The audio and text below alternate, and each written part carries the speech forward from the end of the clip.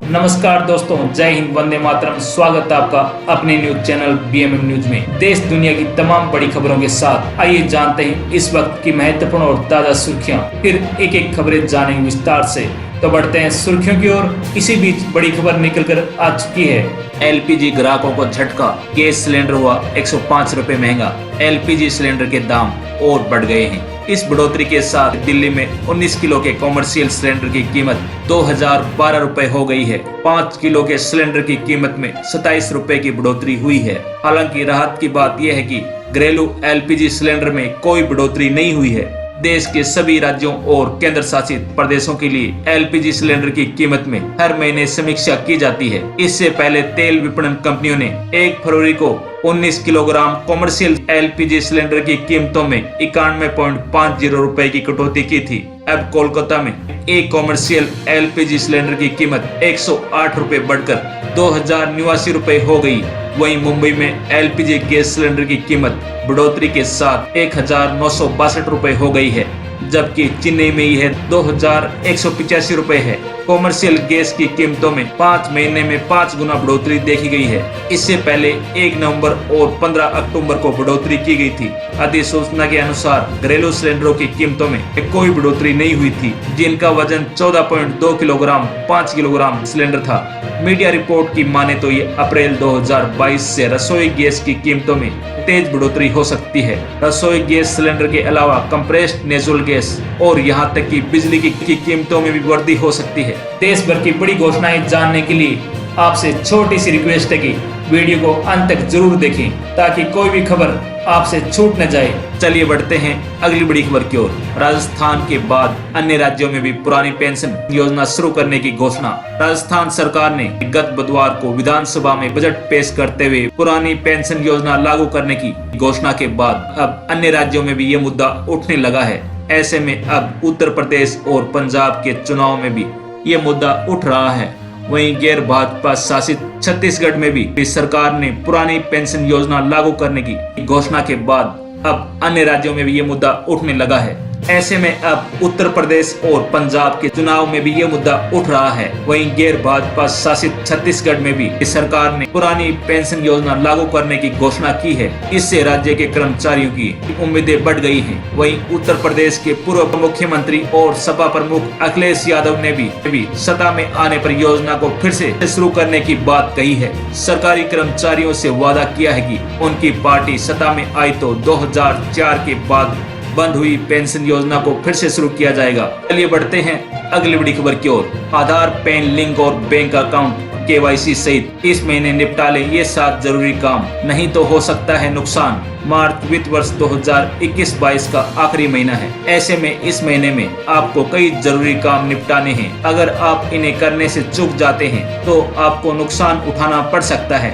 Pan card को आधार card से link कराने की आखिरी तारीख 31 मार्च है। अगर आपने 31 मार्च तक अपने पैन को आधार से नहीं जोड़ा तो ये अवैध हो जाएगा।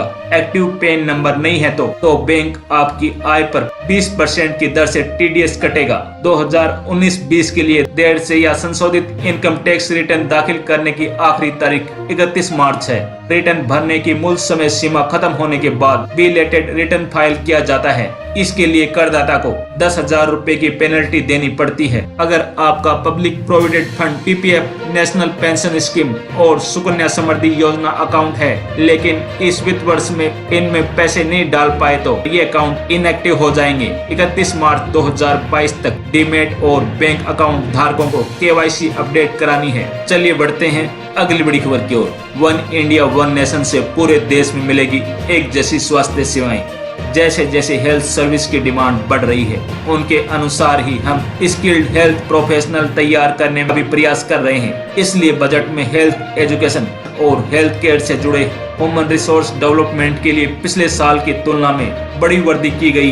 ये बजट बीते 7 साल से हेल्थ केयर सिस्टम को रिफॉर्म और ट्रांसपोर्ट कराने के हमारे प्रयासों को विस्तार देता है। क्रिटिकल हेल्थ केयर सुविधाएं ब्लॉक स्तर पर हों, जिला स्तर पर हों, गाँव के नजदीक हों। इस इंफ्रास्ट्रक्चर को मेंटेन करना और समय समय पर अपग्रेड करना जरूरी है। इसके लिए प्राइवेट सेक्टर और दूसरे सेक्टर को भी ज्यादा ऊर्जा के साथ आगे आना होगा। चलिए बढ़ते हैं अगली बड़ी खबर की ओर। व्हाट्सएप के नए फ्यूचर की टेस्टिंग जल्द ही यूजर्स के लिंक की मदद से कर पाएंगे कॉलिंग। जिनके नंबर सेव नहीं है वो भी जुड़ पाएंगे। व्हाट्सएप अपने यूजर्स के एक्सपीरियंस को बेहतर बनाने के लिए जल्द नया फीचर अपडेट करेगा। कंपनी एक ऐसे फीचर की टेस्टिंग कर रही है जिसमें लिंक के जरिए यूजर्स को ग्रुप कॉलिंग में जोड़ा जा सकेगा, यानी होस्ट को व्हाट्सएप कॉल के लिए एक लिंक बनाने और दूसरे यूजर को कॉल में इनवाइट करने की सुविधा ऑफर करेगा। अभी व्हाट्सएप ने कॉल शुरू होने के बाद उसमें दूसरे कॉन्टेक्ट को भी ऐड करने की सुविधा मिलती है। व्हाट्सएप जल्द ही यूजर्स के लिए कॉल लिंक का इस्तेमाल करके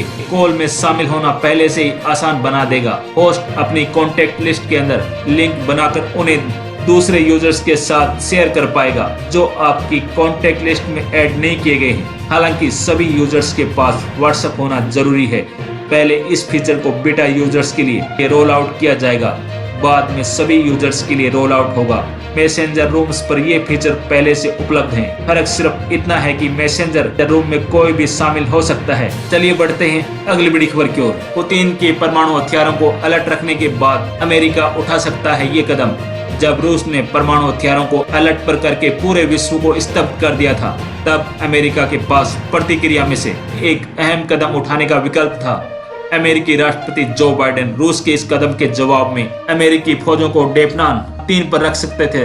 डेपकान 3 का मतलब होता है कि जब वायुसेना अपने विमान और परमाणु हथियार तैयार करने लगती है और पनडुब्बियों को अलर्ट कर दिया जाता है। अच्छी बात यह है कि फिलहाल बाइडेन ने मामले को सीमित रखा और सैन्य गतिविधियां नहीं बढ़ाई। संयुक्त राष्ट्र को अमेरिकी राजदूत ने याद दिलाया कि रूस ने बिना किसी उकसाव के हमला किया और फिर परमाणु अलर्ट की बात कहकर पुतिन युद्ध की आग को भड़का रहे हैं। अमेरिकी प्रशासन के कुछ अधिकारियों की माने तो यूक्रेन संकट बड़ी आसानी से 2 वैश्विक ताकतों के बीच युद्ध में बदल सकता था। चलिए बढ़ते हैं अगली बड़ी खबर की ओर।